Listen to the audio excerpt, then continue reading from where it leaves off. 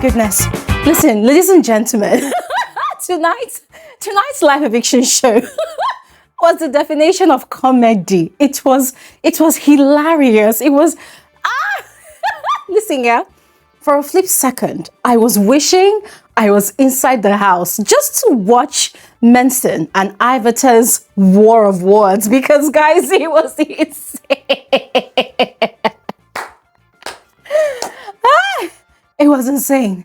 And you and I know that it's not going to end anytime soon. It's not going to end. Avatar has got this fuel inside of her to just keep on going at Menson. And it seems like tonight, Menson is ready to play ball. Remember when she started off all of her tantrums earlier this week and Menson was quiet? Tonight, Menson is not holding back. The guy is equally dishing it to her hot. I even heard one shade that, you are that big. Why did you run back to Nigeria? Woo! Ladies and gentlemen, insane.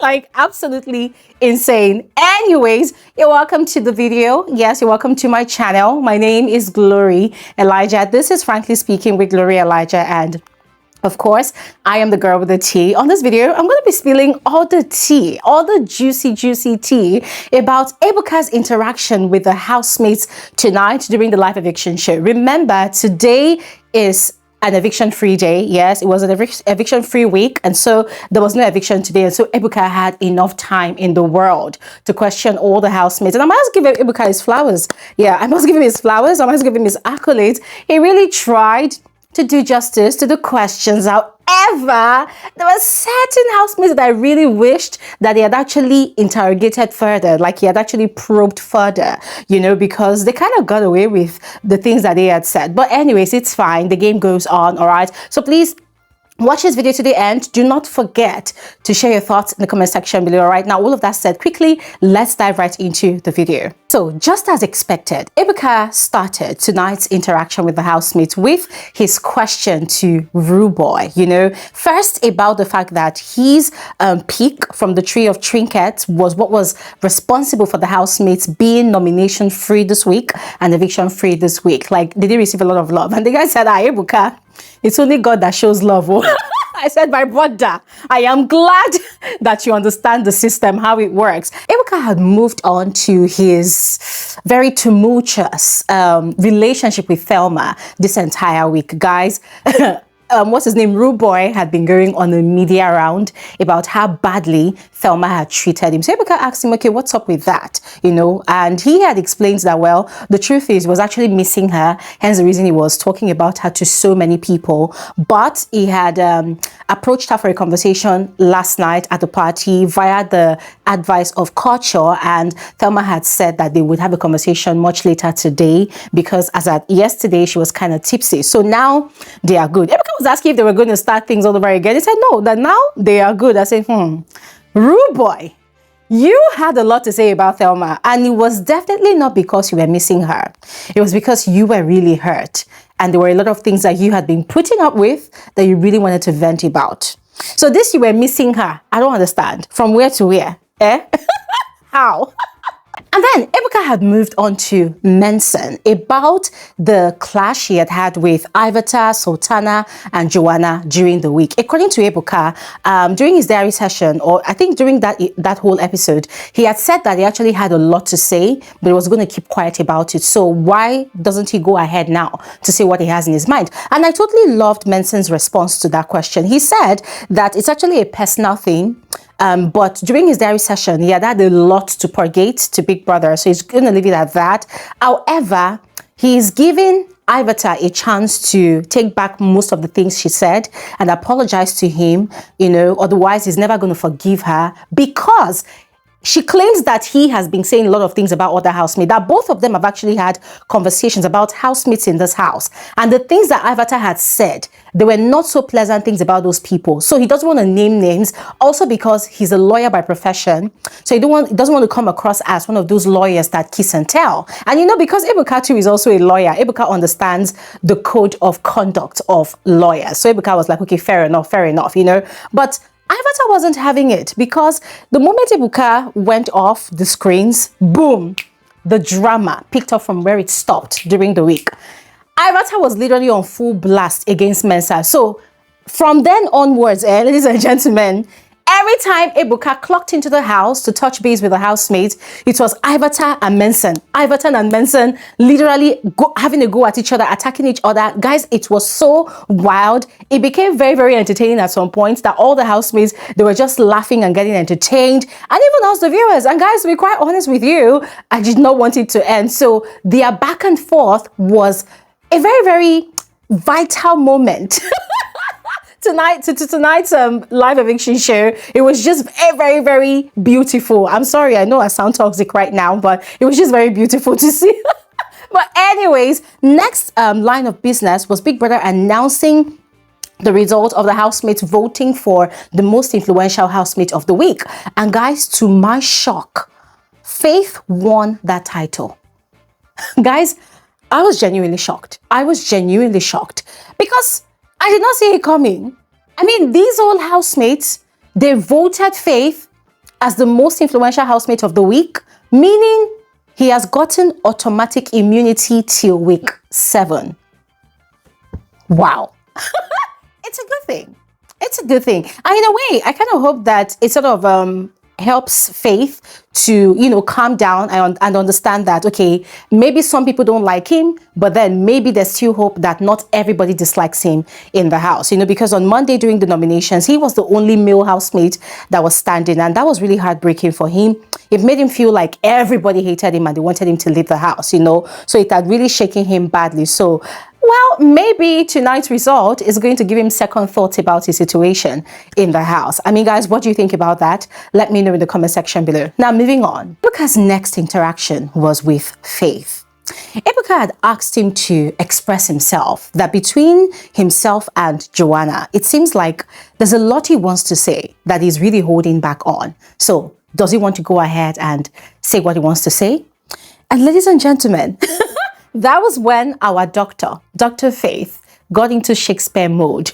This guy was spitting poetic lines, giving Joanna her flowers, her accolades, you know, on the way she walks, the way she carries herself, the way they dance together. Guys, it was a lot. It was a beautiful moment. Beautiful moment. I mean, if you had experienced both their connection and their bonding sessions this entire week, then everything, he just literally capped it all in the most beautiful words ever. And all the the live studio audience, they were literally swooning over what Faith was saying. Joanna was smiling so hard, but Jason J carried face like somebody poured bitter leaf in his mouth, because I don't understand what that look was all about. Because ladies and gentlemen, you and I know that Jason J is trying so hard to create an entanglement situation in that house. Yes, he has tried to do it between Sultana and Dede, but Dede is not in that mix. So now he's trying to drag Joanna into his thing with Sultana. But what Joanna is not seeing in that whole situation is that she is allowing herself to be carried along in Jason J's entanglement, in his triangle, despite the fact that she has declared time and time again that she loves her individuality. So ladies and gentlemen, I'm wondering, could this be the reason why Jason does not like Faith? Because I understand that there's the competitive aspect of it where Jason considers Faith as one of his strongest competitors in the house, yes. But then the other angle of it, it's looking like Faith is trying to disrupt what he is trying to build in terms of his triangles and entanglement. So could that be the explanation for the look on his face? Guys, what do you think? Let me know in the comment section below. Now, the next interaction was for Isabella. So Ebuka had come from the angle of Isabella not really giving her all anymore ever since Koyin's eviction. That could it be that her missing Koyin is affecting her game? And she had actually admitted to it, that to be honest, it actually has been affecting because he was the closest person to her. He was more like family to her. But this new week, she's going to try. And guys, see, the same question Ebuka asked was the same thing on my mind, because I'm thinking you would try. I'm sorry, I don't understand. Does it look like us, the viewers, we are running a charity organization here. Like, what the hell do you think we're doing here? You are going to try, so we should sit back and wait for you to try. Then other housemates that are trying their best, giving their all to bring entertainment, to give content, to bring drama, we should just be looking at them. See, if Isabella knows what's good for her, you see that advice that Big Soso granted to her last night after the party, regardless of the fact that Big Soso was being a hypocrite in that moment, she had better take that advice to disrupt whatever is left of Bright and Miday's relationship. Otherwise, she's probably going to be going home by next week. Because to be honest, for the past 2 weeks, she's not done anything. What's 2 weeks? 3 weeks. She's not done anything. She's just been there, eating, sleeping, waking up, and she's been smoking cigarettes like a chain addict. So she needs to get her act right. Otherwise, she's going to be hitting the doors. Anyways, moving on, Ebuka's next interaction was with Joanna. He wanted to hear from her. He wanted to know what was up with her and Jason. She said Jason was her friend. He said, oh, what about Faith? She said Faith was just her friend. But then there was something she did that made it look like she was trying to score cheap points. And then she was like, yeah, they're my friends, but they are not fishes.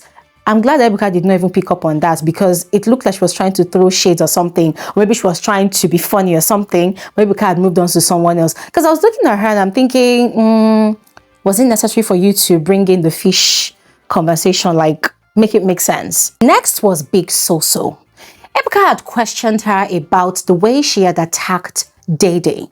The many demeaning things, the shameful things, the names, the derogatory names, the tags that she had given to Dede. Ebuka had questioned her about it, that what was the point, that he understands that they have had a conversation and she has apologized, but she went too far. But what was more disturbing was the fact that she had all of those things to say about Dede, but had nothing to say to the guys who were actually the ones spearheading all of those situations. So why was that the case?